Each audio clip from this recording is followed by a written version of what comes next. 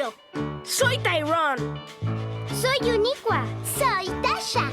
Y yo, Austin. Y somos amigos tuyos, Backyardigans.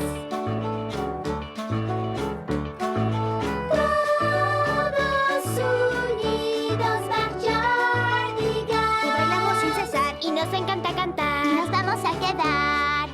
En nuestro patio hay un mundo por explorar.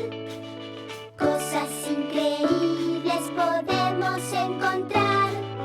Y a diario salimos a jugar. Amigos tuyos, Backyardigans.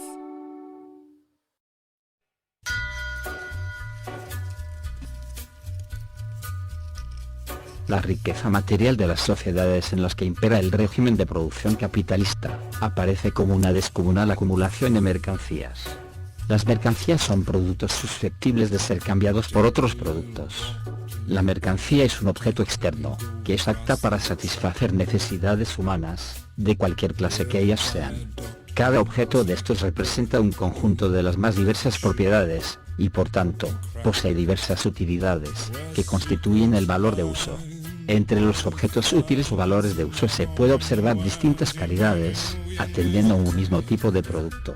Además se puede medir su cantidad dependiendo de la diversa naturaleza de los objetos. Unos se miden por kilos, o por gramos, o por litros, etc. Para crear valores de uso mediante el trabajo, se necesita producir objetos útiles para los demás, ya que si no tiene utilidad es inútil el trabajo en ella invertido. Los valores de uso sociales productos del trabajo, se pueden dividir en dos grandes categorías: en medios de consumo y en medios de producción. Ahora, para entender la ley del valor, que es una abstracción del régimen de producción capitalista, hay que observar el proceso productivo. Las mercancías que sirven de medios de producción para un nuevo trabajo se llaman capital. En el proceso productivo el trabajo vivo, o sea el obrero pone en movimiento el capital, es decir el trabajo materializado, que corresponde a la materia prima, a las materias auxiliares, y a los instrumentos de trabajo. De esta manera en la producción, la maquinaria transfiere su valor gradualmente al producto mediante el desgaste, y las materias primas y materias auxiliares su valor se conserva al transferirse al producto. Así, por ejemplo, los valores del algodón y los usos reaparecen en el valor del hilo. El capital se limita a añadir al producto su propio valor, mientras el obrero añade nuevo valor, y por tanto, plusvalía, que aparece en el valor de uso acabado. Por tanto, la magnitud del valor depende de la cantidad de trabajo materializado y vivo que se pone en movimiento, y que determina el trabajo total que se requiere para la producción. Pero se dirá que si el valor de una mercancía se determina por la cantidad de trabajo invertida en su producción, las mercancías encerrarán tanto más valor cuanto más holgazán o más torpe sea el trabajador que las produce, lo que es lo mismo, cuanto más tiempo tarde en producirlas. Pero no, el valor individual de cada capital en particular, está regulado por el tiempo de trabajo socialmente necesario, el valor social, o sea por la suma de un sinnúmero de fuerzas de trabajo individuales, que presenta el carácter de una fuerza media de trabajo social. Por tanto, el valor de la mercancía producto de una esfera especial de producción, se determina por el trabajo necesario para producir el total, la suma íntegra de las mercancías correspondientes a esta esfera de producción, y no por el tiempo de trabajo específico necesario de cada capitalista individual. Por ejemplo, la cantidad de trabajo que determina el valor de una vara de tela de algodón no es la cantidad de trabajo contenida en ella, el que el fabricante ha invertido en ella, sino la cantidad media que a todos los fabricantes que acuden al mercado les cuesta producir. Pero ¿qué es lo que obliga al capitalista individual a vender su mercancía por el valor social, y no a vender su producto por encima de su valor? Lo obliga a la coacción de los otros capitalistas, que mediante la competencia, imponen la formación de este valor social, que no responde, ni mucho menos, a su libre decisión.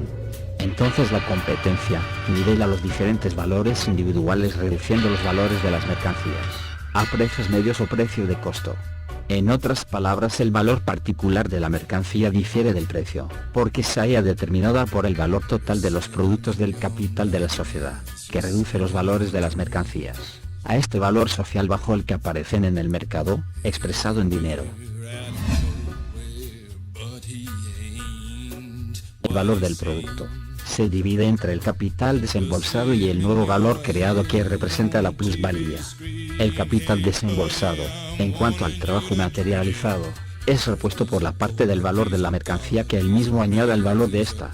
Y el trabajo vivo participa como copartícipe por haber puesto en movimiento el capital, y solo se repone una parte de su valor, que representa los salarios. Estos son los costos de producción, lo que el capitalista paga por la mercancía. El resto del producto, que representa la ganancia, tiene que ser siempre plusvalía, trabajo no retribuido realizado en la mercancía misma, ya que, tomando como base la producción capitalista, en todas las mercancías se invierte más trabajo que el que ha sido pagado con los desembolsos del capitalista dueño de los medios de producción. Por tanto, la ganancia emana de vender la mercancía por encima de los desembolsos hechos por el capitalista. Y esta a su vez se reparte en diferentes proporciones, que corresponden a la ganancia industrial, para los poseedores de los medios de producción. En renta, al poseedor de la tierra que cede el uso de las fuerzas de la naturaleza, al capitalista productor. Y en interés, por haber abonado en los desembolsos. Desde aquí se desarrolla el capital financiero. Cuando se dice que la mercancía tiene un valor de uso, quiere decir sencillamente que satisface alguna necesidad social, cualquiera que ella sea. Pero si esa necesidad es cubierta o no, depende de la cantidad. Pero la cantidad no está regulada directamente por las necesidades de la sociedad ni está controlada por ello, sino por las fuerzas de producción que cada capitalista peculiar dispone independientemente de las necesidades de la sociedad. Aunque se da por supuesto que se produce tan proporcionadamente como si el capital fuese empleado por la sociedad en las diferentes ramas industriales, en consonancia con las necesidades exigidas dentro de ciertos límites de precio. Cada artículo tomado aisladamente y toda cantidad determinada de una clase de mercancía puede contener el trabajo social necesario para su producción, y desde este punto de vista, el valor social de toda la clase representa solamente el trabajo necesario. Sin embargo, cuando la mercancía concreta de que se trata se produce en una cantidad que rebasa el límite de las necesidades sociales, se derrocha una parte del tiempo de trabajo social y la masa de mercancías representa en el mercado, en estos casos, una cantidad mucho menor de trabajo social que la que realmente encierra. Por ende, estas mercancías tienen que venderse, en consecuencia, por menos de su valor, e incluso queda invendible una parte de ellas. Cuando sucede esto, los vendedores empezarán a deshacerse de sus mercancías a un precio más bajo y los demás tendrán necesariamente que seguirle. Además, si uno produce más barato, puede vender más, apoderarse de un lugar mayor en el mercado, vendiendo por debajo del precio corriente. Lo hace y comienza así una acción que, poco a poco, obliga a los otros a introducir el tipo más barato de producción y a reducir a un nuevo mínimo el trabajo socialmente necesario. Por el contrario, cuando el volumen del trabajo social invertido en la producción de una determinada clase de mercancías sea demasiado pequeño en relación con el volumen de la necesidad social concreta que este producto ha de satisfacer, el resultado es el inverso. Ocurrirá que la demanda de un comprador desplazará dentro de ciertos límites a otro comprador, encareciendo con ello la mercancía para todos por encima del valor social. En cambio, si el volumen del trabajo social invertido en la producción de un determinado artículo corresponde al volumen de la necesidad social que se trata de satisfacer, de tal modo que la masa producida corresponda a la medida normal de la reproducción, si la demanda permanece invariable, las mercancías se venderán por su valor. El cambio a venta de las mercancías por su valor es lo racional, la ley natural que rige su equilibrio. Cuando la oferta y la demanda se neutralizan recíprocamente, no explican nada, no influyen en el precio ni nos ayudan en lo más mínimo a comprender por qué el valor se expresa precisamente en esta suma de dinero, y no en otra. Las verdaderas leyes internas de la producción capitalista no pueden explicarse, evidentemente, por el juego mutuo de la oferta y la demanda.